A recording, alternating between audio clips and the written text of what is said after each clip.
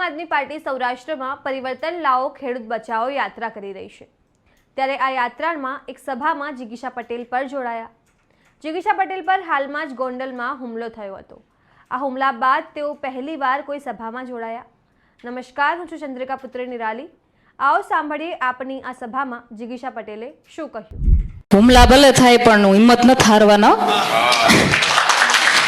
आ वातो कर्या करे। सौथी पहला तो मारे ए कहेवानुं छे के अहींया उपस्थित तमाम खेडूतोनो हुं पहला आभार मानु छुं, कारण के तमे लोको अहींया बेठा छो ने एटले अमे लोको अहींया बेठा छीए। એટલે સૌથી પહેલા તમારો આભાર કે આ ભર ઉનાળે આવા તડકામાં અમને સાંભળવા માટે થઈ અને અમારી રાહ જોઈને તમે લોકો અહીંયા ઉપસ્થિત થયા છો।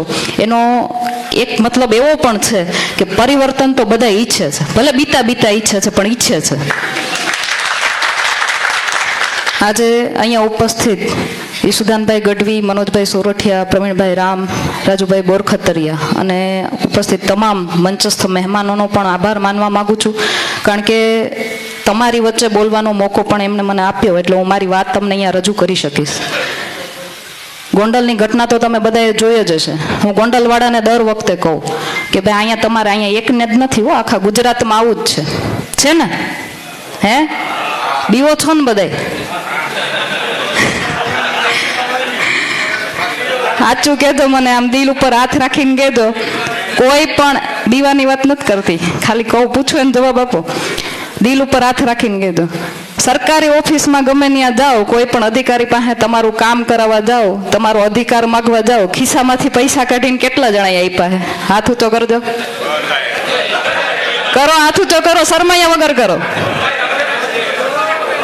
તો આ સરકારને આપણે હું ધોઈ પીવી હે?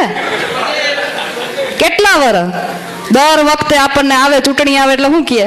એ કે તમને સારા રોડ રસ્તા બનાવી દેવું, તમને સારી ગટરું દેવું, તમને મકાન કરી દેવું, ઓલું કરી દેવું, વાયદાઓ કરે। 5 વર્ષ પછી આપણે કોઈ પૂછવા જઈએ છીએ?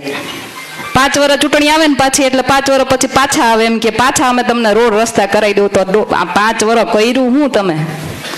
અને તોય આપણે ભોળા ખેડૂતો, ભોળી પ્રજા ગુજરાતની, આપણને કોક એમ કે અમે તમને કરી દેવું એટલે આપણે એની ઉપર વિશ્વાસ કરીને ચૂંટણી ટાઈમે કમળનું બટન દબાઈ આવીએ છીએ ને। આ વખતે આ ભૂલ નથી કરવાની હો। આ વખતે આવે ને તો પૂછજો એને કે આ 30 વર્ષ શું કર્યું તમે ગુજરાતમાં? 30 વર્ષથી શું કરતા હતા? અમારો જે કિંમતી વોટ છે એ કિંમતી વોટની ખરીદી કરીને તમે અમને હા ઉલ્લુ બનાવ્યા છે। આ બોલવાની તેવડ જેથી તમારામાં આવશે ને તેથી એ લોકોની ઉભા રહેવાની તેવડ નહીં રહે તમારી સામે। બસ આટલું જ માગવાનું, આપણો અધિકાર છે। આપણા જે સ્વતંત્ર સેનાનીઓ છે ને એ એના જીવના જોખમે આપણને આઝાદી એટલે નથી આપી ગયા કે આપણે આવા લતાઓની ગુલામી કરીએ। એ એટલા માટે આપી ગયા છે કારણ કે એને અંગ્રેજોનું શાસન જોયું છે, એને એ બધું ભોગવું છે અને એને ક્યારેય નહોતું વિચાર્યું કે એની આવનારી પેઢીઓ પણ આ બધું ભોગવે, એટલા માટે એના જીવના જોખમે લડી ગયા એની સામે। તમે આ વિશે શું વિચારો છો? કમેન્ટ કરીને જણાવો। અત્યાર માટે બસ આટલું જ। સમાચારની લગતી વધુ અપડેટ્સ માટે અમારી વેબસાઇટ www.gujaratplus.in પર પણ માહિતી મેળવી શકો છો। ધન્યવાદ।